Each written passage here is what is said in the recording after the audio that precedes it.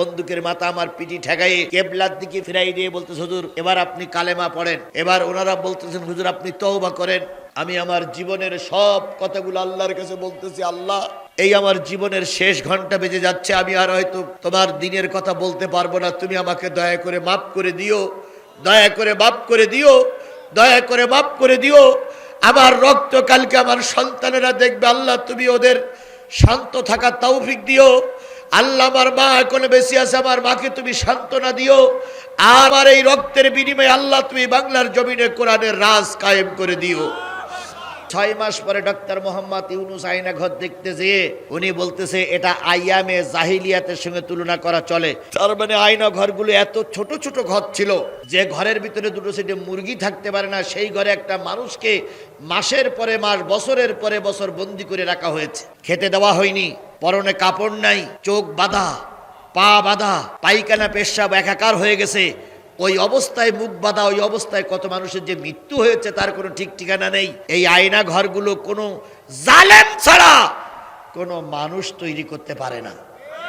তৃতীয় দিন রাত্রে সিদ্ধান্ত হলো আমাকে গুলি করে মেরে দেওয়া হবে। আমাকে বের করলো, বের করার পরে বলতেছে, হুজুর আপনার কোনো খাওয়ার নিয়ত আছে, কিছু খেতে চান?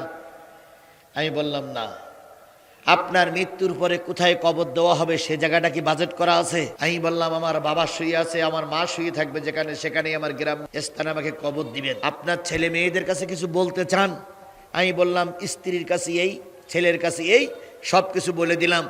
বলে দেওয়ার পরে বললো, হুজুর চলেন, আপনাকে নিয়ে যাচ্ছি, হয়তো আজকে রাত্রি আপনাকে মেরে দেওয়া হবে। বলুন, আমার জায়গায় যদি আপনি থাকতেন, আমার এই জায়গায় যদি আপনি থাকতেন, আপনার অবস্থাটা কি হতো? আজকে যে আপনারা বলেন, কিছু কিছু লোক বলেন যে হুজুর আওয়ামী লীগের বিরুদ্ধে কিছু বলার দরকার নাই, কিছু কিছু লোক বলেন আওয়ামী লীগের বিরুদ্ধে কিছু বলার দরকার নাই। এখন যদি ফেরাউনও বেশি থাকতো, এই ফেরাউন এই আওয়ামী লীগের কাছে হার মানত। এখন যদি নমরুদ বেশি থাকতো, এই আওয়ামী লীগের কাছে নমরুদও হার মানত। কথা বলেন ঠিক না বেঠিক? আমি একজন ছোট মানুষ, জামাত ইসলাম, বিএনপি বলেন, কোনো রাজনৈতিক দলের কোনো থানার নেতা আমি নই, জেলার নেতা আমি নই, আমি একজন বক্তা, কোরআনের আলোচনা করি। তাই আমার বেলায় যদি এই অবস্থা হয়, তাহলে শিবিরের ছেলেদের নিয়ে কি টর্চারিং, কি অত্যাচার চলেছে। বাংলাদেশ জামাত ইসলামের নেতাদের চোখ তুলে ফেলা হয়েছে, তাহলে তাদের কি অত্যাচার করা হয়েছে। তখন 3টা বাজে, একটা লোকালয় শূন্য জায়গায় নিয়ে আমাকে নামাই দেওয়া হলো। হাত কড়া পরা, পায়ে বেড়ি পরানো, আমাকে কেবলার দিক ফিরে দাঁড় করাই দেওয়া হলো, চোখ বাঁধা, পিছনে বন্দুকের মাথা বলেন আমার পিছনে ঠেকানো হলো। ঠেকাইয়ে একজন আমাকে ধরে রেখেছে, আর একজন বন্দুকের মাথা আমার পিঠি ঠেকাইয়ে কেবলার দিকে ফিরাই দিয়ে বলতে, হুজুর এবার আপনি কালেমা পড়েন। আমি কালেমা পড়তেছি, আশহাদু আল্লা ইলাহা ইল্লাল্লাহু ওয়াহদাহু লা শারীকা লাহু ওয়া আশহাদু আন্না মুহাম্মাদান আবদুহু ওয়া রাসূলুহু। এবার ওনারা বলতেছেন, হুজুর আপনি তওবা করেন। আমি আমার জীবনের সব কথাগুলো আল্লাহর কাছে বলতেছি, আল্লাহ এই আমার জীবনের শেষ ঘন্টা বেজে যাচ্ছে, আমি আর হয়তো তোমার দিনের কথা বলতে পারবো না, তুমি আমাকে দয়া করে মাফ করে দিও, দয়া করে মাফ করে দিও, দয়া করে মাফ করে দিও।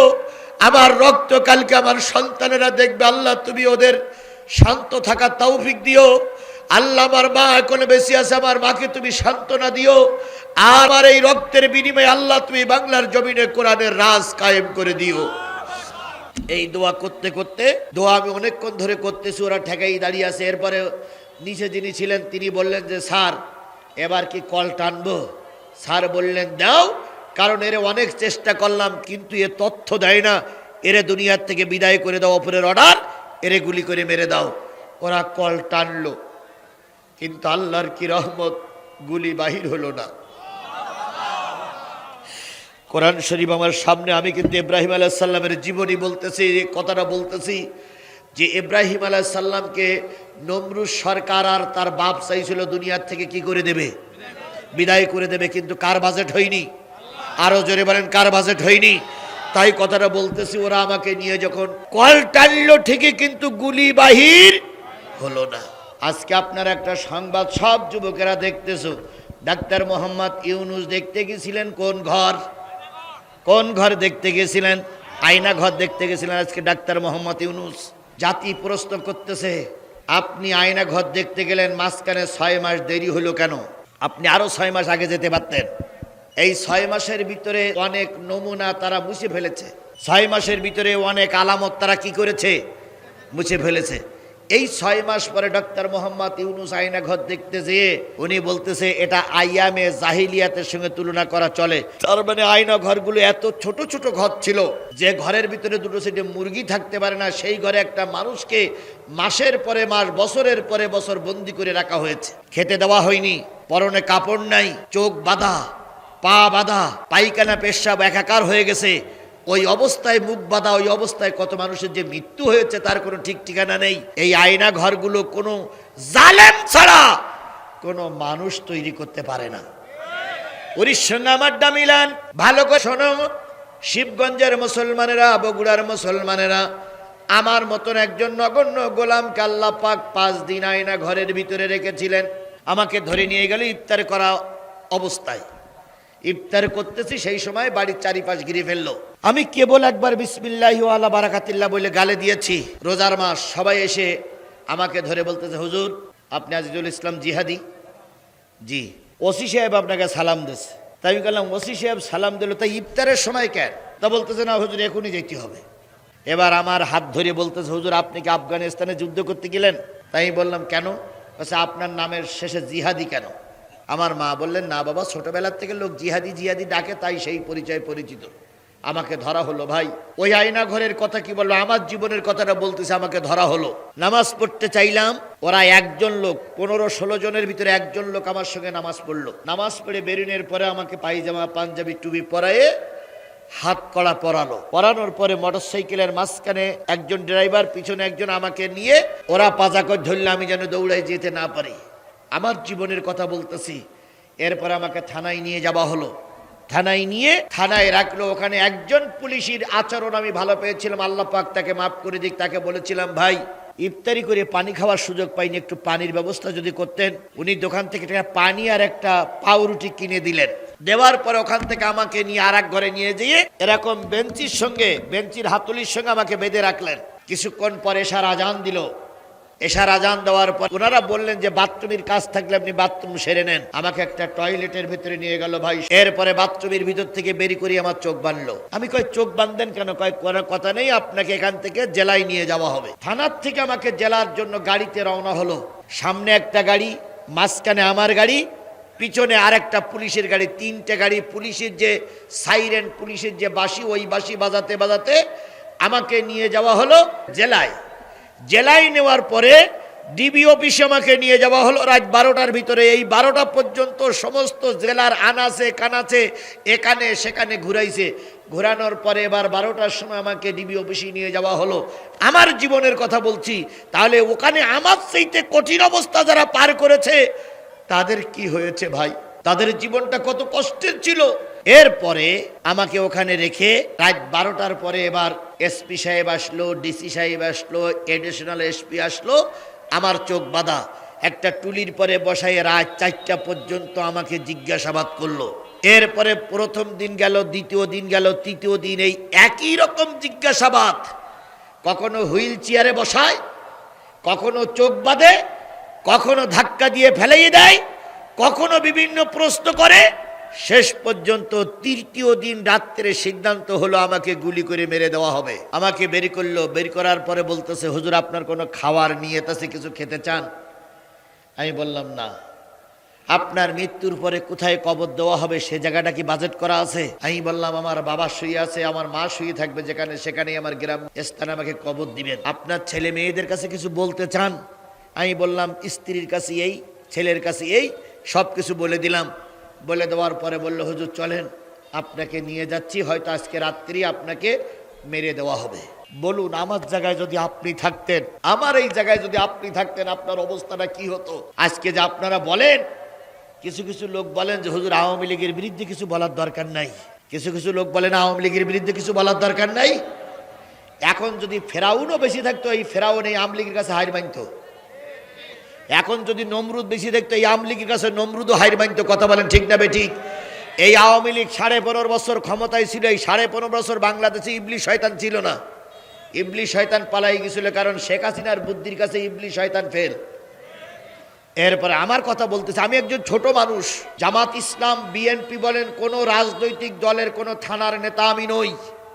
জেলার নেতা আমি নই, আমি একজন বক্তা, কোরআনের আলোচনা করি। তাই আমার বেলায় যদি এই অবস্থা হয়, তাহলে শিবিরের ছেলেদের নিয়ে কি টর্চারিং, কি অত্যাচার চলেছে। বাংলাদেশ জামাত ইসলামের নেতাদের চোখ তুলে ফেলা হয়েছে, তাহলে তাদের কি অত্যাচার করা হয়েছে। এরপরে আমাকে নিয়ে যাওয়া হলো, নিয়ে যেয়ে একটা সম্পূর্ণ লোকালয় শূন্য, রাত তখন 3টা বাজে, একটা লোকালয় শূন্য জায়গায় নিয়ে আমাকে নামাই দেওয়া হলো। হাত কড়া পরা, পায়ে বেড়ি পরানো, আমাকে কেবলার দিক ফিরে দাঁড় করাই দেওয়া হলো, চোখ বাঁধা, পিছনে বন্দুকের মাথা বলেন আমার পিছনে ঠেকানো হলো। ঠেকাইয়ে একজন আমাকে ধরে রেখেছে, আর একজন বন্দুকের মাথা আমার পিঠি ঠেকাইয়ে কেবলার দিকে ফিরাই দিয়ে বলতে, হুজুর এবার আপনি কালেমা পড়েন। আমি কালেমা পড়তেছি, আশহাদু আল্লা ইলাহা ইল্লাল্লাহু ওয়াহদাহু লা শারীকা লাহু ওয়া আশহাদু আন্না মুহাম্মাদান আবদুহু ওয়া রাসূলুহু। এবার ওনারা বলতেছেন, হুজুর আপনি তওবা করেন। আমি আমার জীবনের সব কথাগুলো আল্লাহর কাছে বলতেছি, আল্লাহ এই আমার জীবনের শেষ ঘন্টা বেজে যাচ্ছে, আমি আর হয়তো তোমার দিনের কথা বলতে পারবো না, তুমি আমাকে দয়া করে মাফ করে দিও, দয়া করে মাফ করে দিও, দয়া করে মাফ করে দিও। আমার রক্ত কালকে আমার সন্তানেরা দেখবে, আল্লাহ তুমি ওদের শান্ত থাকার তৌফিক দিও। আল্লাহ আমার মা এখনো বেশি আছে, আমার মাকে তুমি সান্ত্বনা দিও। আমার এই রক্তের বিনিময়ে আল্লাহ তুমি বাংলার জমিনে কোরআনের রাজ কায়েম করে দিও। এই দোয়া করতে করতে, দোয়া আমি অনেকক্ষণ ধরে করতেছি, ওরা ঠেকাই দাঁড়িয়ে আছে। এরপরে নিচে যিনি ছিলেন তিনি বললেন যে স্যার এবার কি কল টানবো? স্যার বললেন দাও, কারণ এর অনেক চেষ্টা করলাম কিন্তু এ তথ্য দেয় না, এরে দুনিয়ার থেকে বিদায় করে দাও, অপরের অর্ডার, এরে গুলি করে মেরে দাও। ওরা কল টানলো, কিন্তু আল্লাহর কি রহমত, গুলি বাহির হলো না। কোরআন শরীফ আমার সামনে, আমি কিন্তু ইব্রাহিম আলাইহিস সালামের জীবনী বলতেছি, কথাটা বলতেছি যে ইব্রাহিম আলাইহিস সালামকে নমরুদ সরকার আর তার বাপ চাইছিল দুনিয়ার থেকে কি করে দেবে, বিদায় করে দেবে, কিন্তু কার বাজেট হয়নি? আরো জোরে বলেন, কার বাজেট হয়নি? তাই কথাটা বলতেছি, ওরা আমাকে নিয়ে যখন কল টানলো ঠিকই, কিন্তু গুলি বাহির হলো না। স্যার এ মেশিনই তো কাজ হচ্ছে না। স্যার বললেন মেশিন পাল্টাও, আরেকটা মেশিন নাও। আর একজনের কাছে আরেকটা নিয়ে আসলো, সেও এসে আমার পিঠি ঠেকাইয়ে কল টানলো, কিন্তু গুলি বাহির হলো না। তখন বলতেছে যে দেখো তো অন্য দিক চালাই, অন্য দিক চালালো, ফাঁকা গুলি হলো, কিন্তু আমার পিঠির থেকে গুলি বাহির হলো না। তখন ভিতরে যে যিনি আছেন তিনি বলতেছেন নিশ্চয়ই আল্লাহর খাস রহমত এই হুজুরির পরে আছে, এই জন্য বন্দুকের গুলি বাহির হচ্ছে না। 4 জনে আমাকে ধরলো, ধরার পরে যেরকম বাচ্চাদের আমরা হাতে দোলনায় দিয়ে দোল খাওয়াই, দোলনায় দিয়ে গাড়ির ভিতরে চেলে ফেলাই দিল। আমার কিন্তু হাত বাঁধা ভাই, পা বাঁধা, চোখও বাঁধা, এই অবস্থায় ফেলাই রাখলো। ওই 8 জন আমার বুকের পরে, শরীরের পরে পা দিয়ে বসে আছে আর বলতেছে হুজুর যদিও আজকে রাত্রি তুমি মাপ পাও, আগামীকালকে তুমি আর মাপ পাবা না। পরের দিনের কথা বলতেছি, পরের দিন আমার 4র্থ দিন, 5ম দিনে আমাকে কোর্টে হাজির করেছিল, 4র্থ দিন এদিকে আমার বাচ্চাগুলো থানায় যেয়ে ওসি সাহেবের পা জড়াই ধরে কাঁদতেছে, স্যার আমার আব্বারে ফিরাই দেয়। ওসি সাহেব বাচ্চাদের লাথি মেরে পাঠাই দেয় আর বলে তোর বাপের আমরা ধরে নিয়ে আসিনি। আমার স্ত্রী, আমার শ্বশুর, আমার শালীরা যেয়ে কাঁদতেছে আমার স্বামীরে ফিরাই দিন। সেদিনের লস্কর জাহিদুল ছিল ওসি, লস্কর জাহিদুল ছিল ওসি, লস্কর জাহিদুল ছিল ওসি। সেই লস্কর জাহিদুল জুতা মেরে ফেলাই দিচ্ছে আর বলতেছে তোর বাবার আমরা ধরে নিয়ে আসিনি। কিন্তু বিএনপির একজন ইউনিয়ন সভাপতি ছিলেন সিদ্দিকুর রহমান সিদ্দিক ভাই, চাম্পাপুল ইউনিয়নের সভাপতি, তিনি আমার সন্তানের বলতেছে বাবা ডিবি অফিসি খোঁজ, হয়তো তোর বাবারে এতক্ষণ বিদায় করে দিস। এরপরে ভাই 4র্থ দিন আমাকে নিয়ে যাবে। সন্ধ্যার পরের থেকে রিমান্ড শুরু হলো, সন্ধ্যার পরের থেকে নির্যাতন শুরু হলো। ওই ডিবি অফিসের ভিতরে আবু জর বলে একটা কোরআনের হাফেজ ছিল, কোরআনের হাফেজের 30 পারা কোরআনের হাফেজ। সে যাওয়ার সময় বলতেছে হুজুর আজকে রাত্রি আপনাকে বিদায় করে দেবে, সব পরিকল্পনা একদম পাকাপোক্ত পরিকল্পনা, আজকে আপনাকে বিদায় করবেই। কালকে গুলি করেছিল, আপনার গুলি বাহির হয়নি, কিন্তু আজকে নতুন লোকদের নিয়ে আসছে, তারা আপনাকে গুলি করবে, আজকে গুলি করবে সামনের দিক থেকে। যদি সামনের দিকে গুলি না ঢোকে তাহলে আপনার অঙ্গ প্রত্যঙ্গ নষ্ট করে ফেলবে। আপনি দয়া করে, আপনার কাছে একটা উপদেশ আমার, একটা দাবি আমার, সেটা হলো আপনি রাত 2টার পরের থেকে ওরা যখন আপনার জিজ্ঞাসাবাদ করিয়ে যখন ছেড়ে দেবে, আপনাকে হয়তো সিয়ারি খাত্তি বলবে অথবা বলবে পেশাব পায়খানার কাজ থাকলে সেরে নেন, আপনি পেশাব করে এসে তাহাজ্জুদের নামাজে দাঁড়িয়ে যাবেন। আল্লাহ বুজুর্গকে আল্লাহ হেফাজত করুক। সে ডিবির একজন ওসি ছিল, ডিবির একজন কর্মকর্তা ছিল, কিন্তু ছেলেটা ছিল কোরআনের হাফেজ। আমি ওর কথা শুনে বললাম যে যুবক কি লাভ হবে? কয় যতক্ষণ আপনি নামাজ পড়বেন ততক্ষণ ওরা আপনাকে নিয়ে যাবে না, ওরা আর যাই করুক নামাজের অবস্থা থেকে আপনাকে নেবে না। 2 নম্বর, আপনার যখন নামাজ শেষ হয়ে যাবে তখন আপনি সিহারি খাবেন আস্তে আস্তে, যতক্ষণ ফজরের আজান না দেয় ততক্ষণ আপনি সিহারি খাবেন, কারণ ওদের আর একটা ধর্ম আছে, ওরা খাওয়া অবস্থায় কাউকে নেবে না। আমি ওই আবু জারের কথা শুনলাম, তাহাজ্জুদের নামাজ 2 রাকাত নামাজে যে কত সবাই চলে গেছে আল্লাহই ভালো জানে, আর আমার জীবনে যে কতগুলো পানি ওই সময় বাইর হইছে চোখের পানি আল্লাহই ভালো জানে। কারণ আমি জেনেছিলাম এই জীবনেই আমার আজকেই কি, আর আমার এখানে টিকে থাকার কোনো সুযোগ নাই। এভাবে করতে করতে আমার জীবনের কথা বলতেছি, যেহেতু আজকে ডক্টর মোহাম্মদ ইউনূস ওই সমস্ত অসহায় মানুষদের খোঁজ দিচ্ছে, জাতির মাধ্যমে আমি ডক্টর মোহাম্মদ ইউনূস এবং জাতির কাছে বলতে চাই, আমার মতন ক্ষুদ্র মানুষ যদি এই বিপদে পড়ে, তাহলে অতীতের নেতাদের কি বিপদ ছিল, আল্লামা সাঈদীর জন্য কি বিপদ ছিল। যাই হোক, আমি কোরআনের কথা বলতে যে আবেগের বসে আমার কথাটা বলছি, কষ্ট নিয়েন না। এরপরে 4র্থ দিন ওরা শেষ রাত পর্যন্ত চলে গেল। চলে যাওয়ার পরে ওরা দাঁড়িয়ে থেকে থেকে থেকে থেকে লাস্টে যখন ফজরের আজান দিল, তখন ওরা বলল, হুজুর আল্লাহ হয়তো আপনাকে রহমত করেছে, আপনাকে আর হয়তো মারা হবে না। পরের দিন সকালবেলা আমার ছেলের নাম্বার নিল, আমার কাছ থেকে নিয়ে ফোন দিল, 10 লাখ টাকা নিয়ে আসো তোমার বাবার যদি বাঁচাতে চাও। বলুন 10 লাখ টাকা, আমি জেলখানায়, আমি ভিতরে 10 লাখ টাকা কোথার থেকে ম্যানেজ করবে? আমার বাচ্চাগুলো পাগলের মতো হয়ে কত লোকের পায়ে যে ধরেছিল, কত লোকের কাছে যে ভিক্ষা চেয়েছিল, তার কোনো শেষ ছিল না। শেষ পর্যন্ত ভিক্ষা শিক্ষা করে অনেক কষ্ট করে লস্কর জাইদুল আর ডিবিওসি এনামুল, সাতক্ষীরা জেলার ডিবি অফিস ছিল, ওসি ছিল এনামুল, আর আমার কালীগঞ্জ থানার ওসি ছিল লস্কর জাইদুল।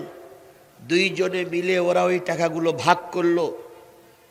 ভাগ করার পরে পরের দিন আমাকে ধরলো শনিবারের দিন, বুধবারের দিন 2টার পরে আমাকে কোর্টে চালান দিচ্ছে, আমি নাশকতা মামলার আসামি। 5 দিন আমাকে রিমান্ডে রাখলো, 5 দিন আমাকে আয়না ঘরে রাখলো। শনি রবি সোম মঙ্গল বুধ, এই শনি রবি সোম মঙ্গল বুধ আমার পরিবারের সবাই জানতো আমি মারা গেছি। আমার ছেলেরা ফেসবুকে দিল, বাংলাদেশের বহুত লোক আমার জন্য দোয়া করেছিল, জিহাদি নাই। দেশে বিদেশের বহুত মানুষের দোয়া সেদিন পেয়েছিলাম। আমি শুধু আপনাদের বুঝাতে চাচ্ছি, 5টা দিন আমাকে ডিবি হেফাজতে রেখে টর্চারিং হলো, চোখ বেঁধে রাখা হলো। তাহলে আমার মতন একজন ক্ষুদ্র মানুষের যদি 5 দিন ওই টর্চারিং ছেলে রেখে আমাকে রিমান্ড নেওয়া হয়ে থাকে, তাহলে যে সমস্ত লোকদেরকে টর্চারিং ছেলে অত্যাচার করে মারা হয়েছে, ডক্টর মোহাম্মদ ইউনূস তাদের কথাটা আপনি ভাবুন। আজকে জাতি জানতে চায়, আপনি টর্চার ছেলে আয়না ঘর দেখতে গেলেন, কিন্তু 6 মাস দেরি করলেন কেন? আপনার তো আরো 6 মাস আগে যাওয়ার দরকার ছিল। কথা বলেন, কিন্তু আপনি 6 মাস পরে গেলেন কেন? অনেক আলামত তো এখন মুছে ফেলা হয়েছে। কথা বলেন, ঠিক না ঠিক? একটু কষ্ট পেয়েছেন মনে হয় আপনারা, কারণ আমার জীবনের কথা ভাইরে, অনেক কষ্ট করে অনেক ঘাত প্রতিঘাত পেরিয়ে পর্যন্ত এসেছি।